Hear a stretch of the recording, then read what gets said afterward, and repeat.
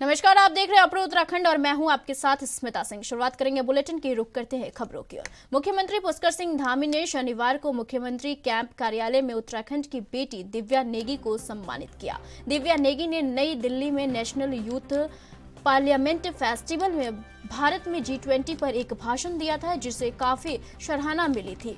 मुख्यमंत्री ने इस अवसर पर दिव्या नेगी को राज्य सरकार की उपलब्धि पर आधारित पुस्तक एक साल नई मिसाल और मोदी @20 ड्रीम मीट डिलीवरी में पुस्तक भेंट की है।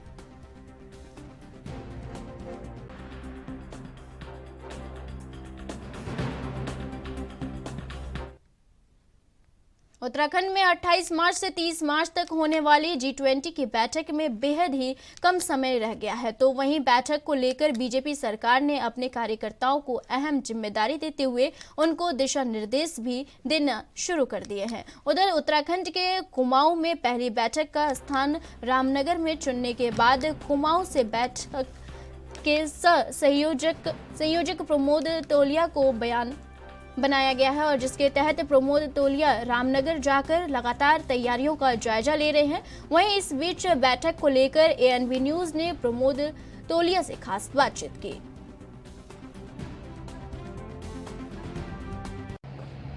उत्तराखंड में G20 की तैयारी जोरों पर है। रामनगर में G20 होना है, उसको लेकर सरकार तरह तरह की तैयारी यहाँ पर कर रही है। और G20 की तैयारियों में क्योंकि बेहद ही अहम बैठक है और इस अहम बैठक को बेहद ही अहम कंधों पर उसकी जिम्मेदारी सौंपी गई है, जो प्रमोद तोलिया जो यहाँ पर सह सहयोग के तौर पर उनको बनाया गया है, क्योंकि कार्यक्रम की रूपरेखा वो देखेंगे और पूरी तरीके से यहाँ पर कार्यक्रम जो है किया जाएगा। मेरे साथ प्रमोद तोलिया जी मौजूद हैं, उनको जो जिम्मेदारी दी गई है उस बारे में बात करते हैं, किस तरह कार्यक्रम रहने वाला है और क्या आगे रहने वाला है। सर, 28 से 30 मार्च तक कार्यक्रम होने वाला है, अहम बैठक है और अहम कंधों पर जिम्मेदारी दी गई है, क्या कहना चाहेंगे, किस तरीके से बैठक रहने वाली है? ये जिस प्रकार हमारे भारत देश को G20 का प्रतिनिधित्व करने का मौका मिला है, मैं माननीय मोदी जी को का धन्यवाद भी करता हूँ, आभार प्रकट करता हूँ कि उन्होंने जो 1 दिसंबर 2022 से लेके नवंबर माह 2023 तक हमारे भारतवर्ष को G20 का अध्यक्षता करने का मौका मिला है, उसी कड़ी में उन्होंने हमारे उत्तराखंड को भी राज्य में भी ऋषिकेश और रामनगर को क्षेत्र को चुना। रामनगर क्षेत्र, नैनीताल डिस्ट्रिक्ट का रामनगर क्षेत्र को प्रतिनिधित्व मिलने पर मैं माननीय मुख्यमंत्री जी का भी आभार प्रकट करता हूं कि उन्होंने रामनगर को, हमारे ज़िले में रामनगर क्षेत्र को चुना। मैं उनका आभार प्रकट करता हूं। और 28, 29, 30 को जो लगभग 20 देशों के प्रतिनिधि यहाँ प्रतिभाग करेंगे 29-30 में, इसमें शासन लगातार इस योजना को और शासन के साथ साथ हमारी भारतीय जनता पार्टी के समस्त कार्यकर्तागण और समस्त क्षेत्रवासियों ने जिस प्रकार से इस आयोजन को सफल बनाने के लिए कमर कसी है, मैं प्रशासन का भी उतना ही आभार प्रकट करता हूं कि उन्होंने बहुत अच्छा सौंदर्यीकरण, हमारी रोडों का अतिक्रमण हटा के और रामनगर तक मेहमानों को सकुशल पहुंचा कर ये आयोजन को सफल बनाने के लिए रणनीति बनाई है। उनका बहुत बहुत धन्यवाद। पूरे देश से प्रतिनिधित्व किया जाएगा, उत्तराखंड की छवि को दिखाने के लिए ऐसे क्या चीज़ें की जा रही हैं कि जो यहाँ पर वो लोग आएँ और उनकी वो उत्तराखंड की छवि उनके मन में बस जाए? हाँ, हमारे उत्तराखंड में रामनगर क्षेत्र में जो 28, 29, 30 मार्च को जो प्रथम आयोजन किया जा रहा है, इसके बाद हमारे ऋषिकेश में किया जाएगा मई जून में, तो उसमें हम हमारी उत्तराखंड की जो हमारी सांस्कृतिक धरोहर है उनका वहाँ पर आयोजन किया जाएगा और विदेश देश से आए हुए प्रतिनिधि हमारी उत्तराखंड की संस्कृति को जानेंगे, देखेंगे और व्यापारिक दृष्टि से भी ये बहुत महत्वपूर्ण कार्यक्रम होने वाला है, जिसमें हमें आगे को भविष्य में व्यापारिक दृष्टि, वैज्ञानिक दृष्टि का भी आदान प्रदान होगा। उत्तराखंड के ऐसे कौन से बड़े चेहरे और बीजेपी की सरकार का कार्यक्रम में सरकार के ऐसे कौन से बड़े चेहरे, क्या केंद्र से भी कुछ लोग आने वाले हैं? हाँ, इसमें लगभग 20 देशों के 75 डेलीगेट्स देशों से आएंगे, साथ ही 25 के लगभग संख्या हमारे इस भारतवर्ष के प्रतिनिधि प्रतिभाग करेंगे। इसमें लगभग 100 की संख्या रहने वाली है। तो साफ तौर से प्रमोद तोलिया का कहना है कि G20 की तैयारी लगातार जोर से की जा रही है और 3 दिन के कार्यक्रम में लगातार यहाँ पर जो उत्तराखंड की छवि है उसको दिखाने का प्रयास किया जाएगा उन सभी डेलीगेट्स के सामने, और उत्तराखंड की छवि को मन में बसाया जा सके, ऐसे कई कार्यक्रम उनकी तरफ से किए गए हैं जो कहीं ना कहीं ऐतिहासिक होंगे। और ये G20 की बैठक कहीं ना कहीं सफलता के नया आयाम छूने के लिए यहाँ पर तैयार की जा रही है। Amit Chaudhary, ANB news, Ramnagar. धामी सरकार के 1 साल का कार्यकाल पूरा होने पर बीजेपी प्रदेश भर में कार्यक्रमों का आयोजन कर रही है। वहीं श्रीनगर गढ़वाल में भी 1 साल नई मिसाल कार्यक्रम पर आयोजन किया गया, जिसमें सूबे के स्वास्थ्य शिक्षा मंत्री डॉक्टर धन सिंह रावत ने शिरकत की। इस मौके पर धन सिंह रावत ने कहा कि सरकार की ओर से बीते 1 साल में स्वास्थ्य के क्षेत्र में अभूतपूर्व कार्य किए गए हैं। जो भी बातें घोषणा पत्र में की गई थी, उन सभी पर कार्य किया जा रहा है। श्रीनगर मेडिकल कॉलेज में कैथ लैब खोला जाएगा, जिससे उत्तराखंड के मरीजों को देहरादून के चक्कर नहीं काटने पड़ेंगे। साथ ही श्रीनगर में जल्द ही कई स्पेशलिस्ट डॉक्टरों की नियुक्ति की जाएगी। देखिए, मैं ये कह सकता हूँ कि हमने अपने दृष्टि पत्र और घोषणा पत्र में जो जो बातें कही उनको पूरा करने का काम हमने इस 1 साल में किया है। और हमारे राज्य में 3 नए मेडिकल कॉलेज बनने हैं स्वास्थ्य के, जैसे एक नया एम्स बनना है, श्रीनगर मेडिकल कॉलेज में कैथ लैब बननी है। अब यहाँ किसी भी मरीज को अब ना देहरादून जाने की ज़रूरत पड़ेगी, ना एम्स जाने की ज़रूरत पड़ेगी। हमने 50 बेड का नए क्रिटिकल ब्लॉक यहाँ पे दे रहे हैं। यहाँ पे सिटी स्कैन से लेकर MRI मशीन भी दे दी गई है। यहाँ पे 60 नई फैकल्टी अभी जो है हम हफ्ता 10 दिन में यहाँ पे ज्वाइनिंग करने जा रही है। तो मेडिकल के क्षेत्र में बहुत काम है, शिक्षा के क्षेत्र में बहुत काम है, टूरिज्म के क्षेत्र में, एयर कनेक्टिविटी के क्षेत्र में हम यहाँ पे एक नया हेलीपैड बना रहे हैं। 6 करोड़ रुपये की लागत से बनना है। 4 धाम यात्रा में आपने देखा होगा कि 4 लेन की कनेक्टिविटी से पूरा राज्य जुड़ चुका है। हम किसानों के लिए काम हो रहा है। इस बार एप्पल मिशन हमने घोषित किया है। तो काफ़ी काम हमने 1 साल में किए हैं। और बीजेपी सरकार के 1 साल का कार्यकाल पूरा होने पर राजस्थान बीजेपी महिला मोर्चा के पूर्व अध्यक्ष और पंडित दीनदयाल उपाध्याय की भतीजी मधु शर्मा उत्तराखंड पहुंची, जहां उन्होंने केंद्र और राज्य सरकार की उपलब्धियां गिनाई। इसके साथ ही उन्होंने धामी सरकार के 1 साल के कार्यकाल की प्रशंसा भी की।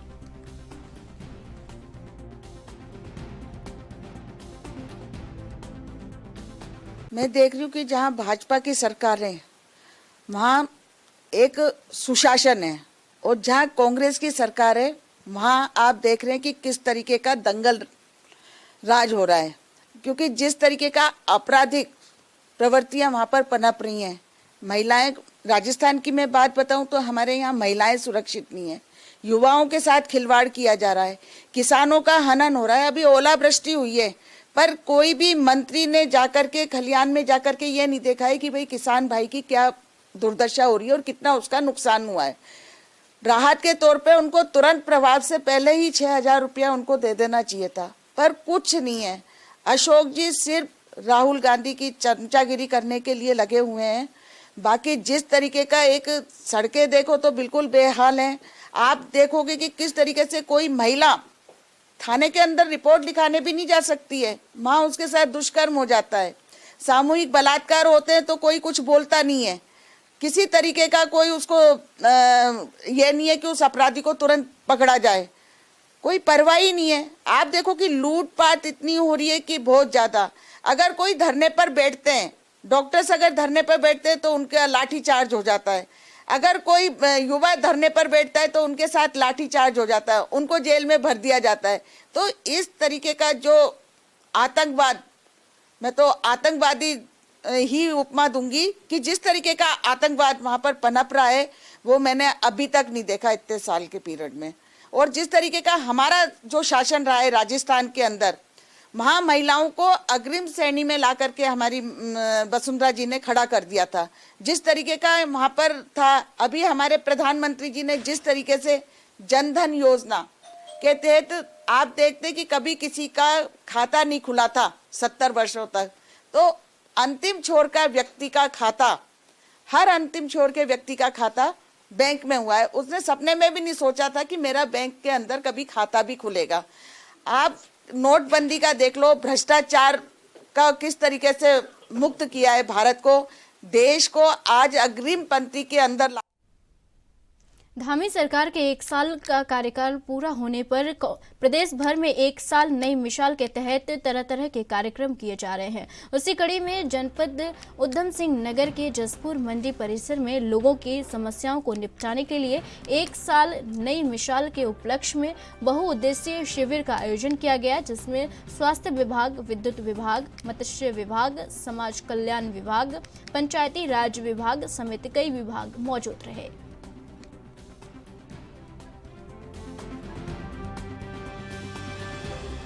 जो जसपुर में यहाँ पर एक शिविर चल रहा है, तो इसमें लगभग 20 डिपार्टमेंट यहाँ पर आए हुए हैं और लगातार इसमें शिकायतें या समाधान है वो लगातार किया जा रहा है। जैसे अभी आप देख ही रहे होंगे कि यहाँ पर विजिट किया जा रहा है माननीय विधायक जी के द्वारा, और तो लगातार यहाँ पर प्रक्रिया चल रही है कि जो यहाँ पर अगर समस्या का निराकरण नहीं हो पाएगा तो उनको उच्च अधिकारियों। लोकसभा से राहुल गांधी की सदस्यता रद्द होने पर उत्तराखंड के पूर्व सीएम हरीश रावत ने कहा है कि जिस तरह से राहुल गांधी की सदस्यता को समाप्त किया गया है, उससे पता चलता है कि लोकसभा में राहुल गांधी की उपस्थिति से सरकार घबरा चुकी है और हड़बड़ाहट में केंद्र ने ये फैसला लिया है। कोर्ट के मुताबिक 1 महीने में उच्च न्यायालय में अपील की जा सकती थी, लेकिन राहुल गांधी की सदस्यता समाप्त करने की हड़बड़ाहट में सरकार ने 2 दिन का इंतजार भी नहीं किया, जिससे साफ पता चलता है कि सरकार अडानी को बचाना चाहती है। उन्होंने यह भी कहा है कि तानाशाह के इन षड्यंत्रों से कांग्रेस की आवाज को दबाया नहीं जा सकता। अब हम लोकतंत्र की आवाज और मजबूती से उठाते हुए जनता के बीच जाएंगे। उसी ताकत से 2024 में अहंकार से ग्रस्त और डरी हुई इस मोदी सरकार की उखाड़ने का काम करेंगे।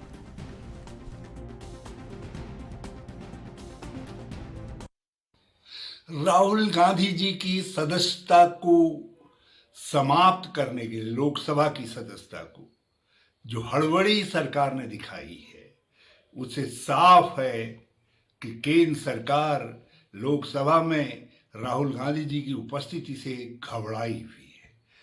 वो जानते हैं कि लोकसभा अध्यक्ष को राहुल गांधी जी को अपनी बात रखने का समय देना पड़ेगा, और समय दिया जाएगा तो अडानी जी और अडानी जी का जिस तरीके से पृष्ठपोषण हुआ है, देश के सम्मान को भी और देश की संसाधनों को भी, उनको दुनिया के दूसरे नंबर का मालदार बनाने के लिए लुटाया गया है, वो तथ्य कुछ लोगों को नंगा कर देंगे। भाजपा इस झटके को संभाल नहीं पाएगी, इसलिए राहुल गांधी जी की सदस्यता को समाप्त करने के लिए कोर्ट के निर्णय को इतनी हड़बड़ी में लागू किया गया। कोर्ट कहता है कि 1 महीने अपील कर सकते हैं आप उच्च न्यायालय में, करेंगे हम अपील, लेकिन सदस्यता समाप्त करने के लिए सरकार 2 दिन भी इंतजार नहीं करना चाहती है। मामला साफ है कि अडानी को बचाना है तो राहुल गांधी जी की सदस्यता को समाप्त करना है। हमने तय किया है और हम देश के प्रतिपक्ष को भी बहुत बहुत धन्यवाद देना चाहते हैं। सब एकजुट होकर के खड़े हो रहे हैं, सब ने चिंता जाहिर की है। लोकतंत्र बचाने की लड़ाई को कांग्रेस न्यायालय में भी लेकर के जाएगी और जनता के दरबार में भी लेकर के जाएगी। 1978 और 79 का इतिहास फिर से दोहराया जाएगा।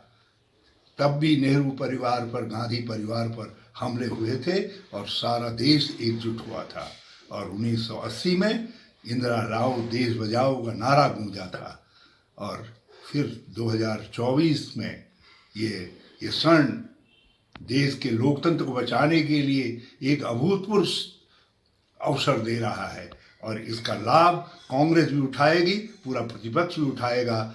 राहुल गांधी मजबूत इस्पात के बने हुए हैं, वो दृढ़ता से लड़ेंगे और हम सब उनके पीछे खड़े। खानपुर विधायक उमेश कुमार की पत्नी ने बहुजन समाज पार्टी को अनौपचारिक सदस्यता ले ली है। आगामी 29 मार्च को वे औपचारिक तौर पर बसपा ज्वाइन करेंगी। माना जा रहा है कि 2024 में हरिद्वार लोकसभा सीट से वे बसपा के उम्मीदवार होंगे। फिलहाल इसके संकेत भी प्रदेश प्रभारी इमरान मसूद ने पत्रकारों से वार्ता के दौरान दे दिए हैं।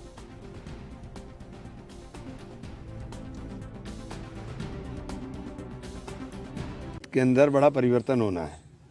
और आज हमारे आने का यहाँ केवल मकसद ये नहीं है कि हम लोग मिलने के लिए आए। हम राजनीति के अंदर अब उत्तराखंड के अंदर एक मजबूत विकल्प के रूप में बहुजन समाज पार्टी को पेश करने का काम करें और उत्तराखंड के अंदर खासतौर से हरिद्वार लोकसभा के ऊपर हमारी दमदार उपस्थिति होगी और हम लोग जीतने के लिए चुनाव लड़ने जा रहे हैं। किसी चुनाव मैंने कब ऐसा लगा आपको कि मैं बीजेपी के खिलाफ नहीं बोलता? पूरा देश के अंदर जो माहौल बना हुआ है बीजेपी के कारण ही तो बना हुआ है। तो बीजेपी के कारण ही बना हुआ है। यहाँ चुनाव जो होगा बीजेपी के खिलाफ ही होगा, किसी और के खिलाफ तो होगा नहीं। कौन होगा?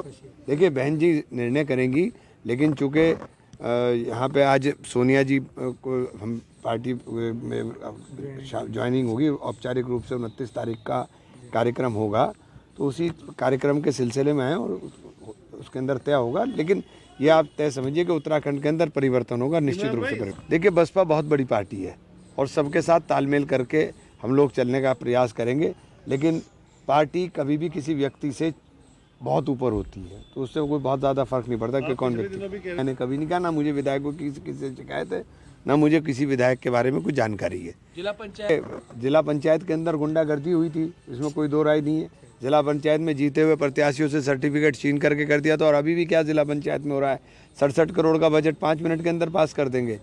पूरी लूट हो रही है, ये सारी की सारी लूट है, इसका हिसाब किताब तो देना पड़ेगा। सोनिया क्यों नहीं हो सकती हैं? और मैं बसपा ज्वाइन कर रही हूँ 29 तारीख को। ये मेरा निजी फैसला है। मैं बसपा की विचारधारा से बहुत प्रभावित हूँ, इसलिए मैं बसपा ज्वाइन कर रही हूँ। वो तो बसपा सुप्रीमो बहन मायावती जी डिसाइड करेंगी किसको टिकट दिया जाएगा। उस समय इस समय जो भी मुझे कार्यभार दिया जाएगा मैं उसका अच्छे से निर्वहन करूँगी।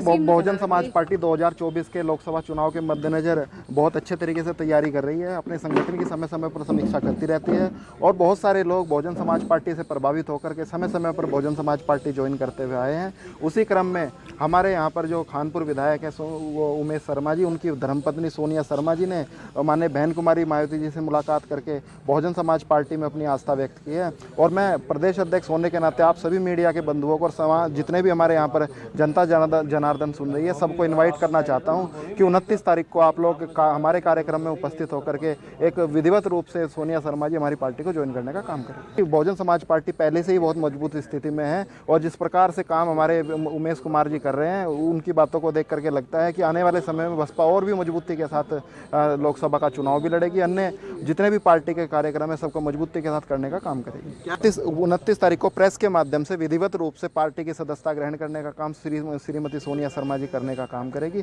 उसमें मैं आप सभी लोगों को इनवाइट। रुकते हैं एक छोटे से ब्रेक के लिए। ब्रेक के बाद जल्द हाजिर होंगे बुलेटिन में।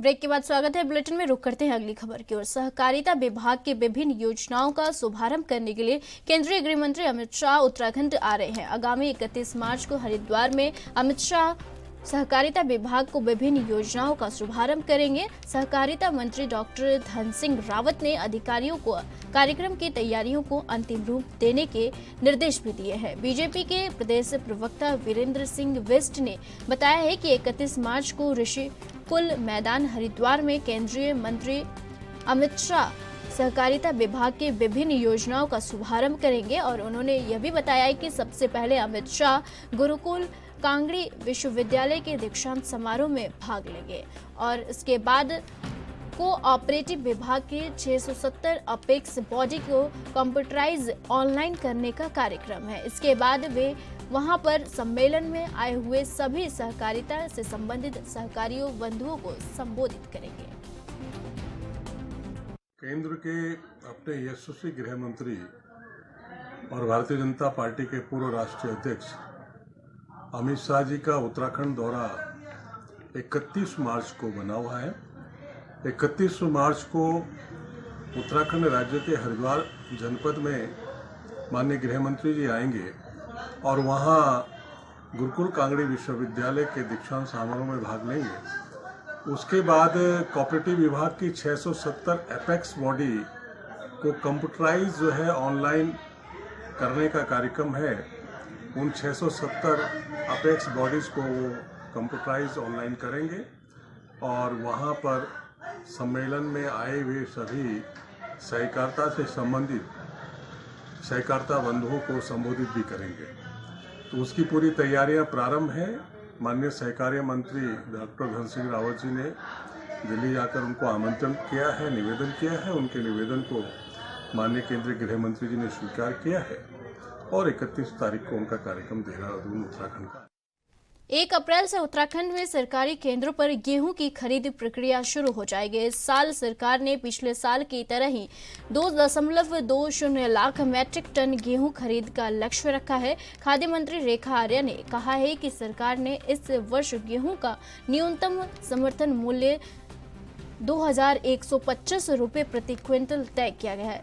खाद्य मंत्री रेखा आर्या ने विधानसभा स्थित सभागार में विभागीय अधिकारियों के साथ बैठक कर गेहूं खरीद की तैयारियों की समीक्षा की और खरीद सत्र 1 अप्रैल से 30 जून तक रहेगा। उन्होंने अधिकारियों को अभी से ही सभी तैयारियों को पूरा कर लेने का निर्देश दिया।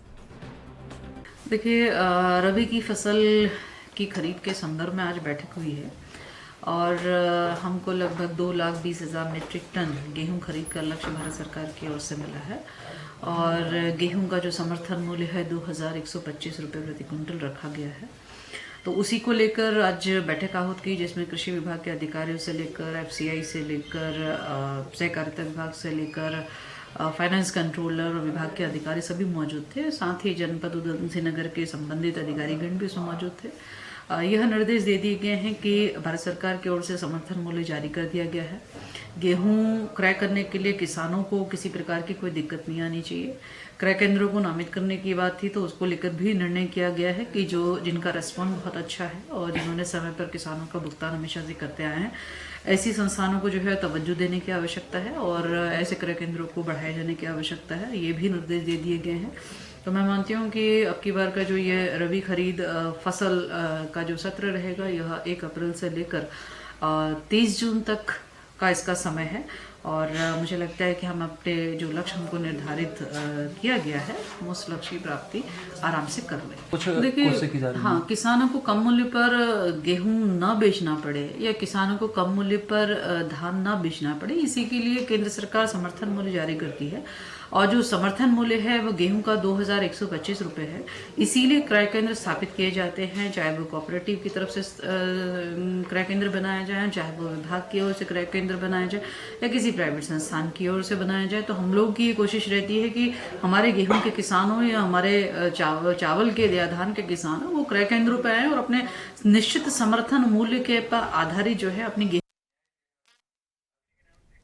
कलियर गंग नहर में डूबने वाले काफी लोगों की जान बचाने वाले युवक को विधायक हाजी फुरकान अहमद और क्षेत्र के गणमान्य व्यक्तियों ने सम्मानित किया है। बता दें कि दरगाह साबिर पाक से आस्था रखने वाले लोग कलियर में दरगाह साबिर पाक की ज़ियारत के लिए आते हैं और इस दौरान जायरिंग गंग नहर में स्नान करने जाते हैं और कुछ लोग पानी के तेज बहाव के कारण डूबने लगते हैं। ऐसे लोगों को शारीरिक सिद्दीकी अपने जान की बाजी लगाकर गंग नहर से सुरक्षित बाहर निकालकर मानवता की मिसाल कायम कर रहे हैं। विधायक हाजी फुरकान अहमद ने कहा है कि शारीरिक सिद्दीकी गंग नहर में डूबने वाले को बचाकर मानव सेवा का कार्य कर रहे ऐसे युवाओं को सम्मानित कर उनका हौसला बढ़ाना चाहिए। सारिक भाई महमूद से बहुत से लोगों की जान बचाई। आज अवसर पर हमारे इंजीनियर साहब और पार्षद भाई सभी साथियों ने इनका स्वागत किया, इनका हौसला बढ़ाया और अल्लाह ताला से दुआ करते हैं कि अल्लाह ताला इनकी जिंदगी अपने उत्तराखंड बुलेटिन में फिलहाल के लिए इतना ही। देश व दुनिया की तमाम बड़ी खबरों के लिए देखते रहिए NV न्यूज़। नमस्कार।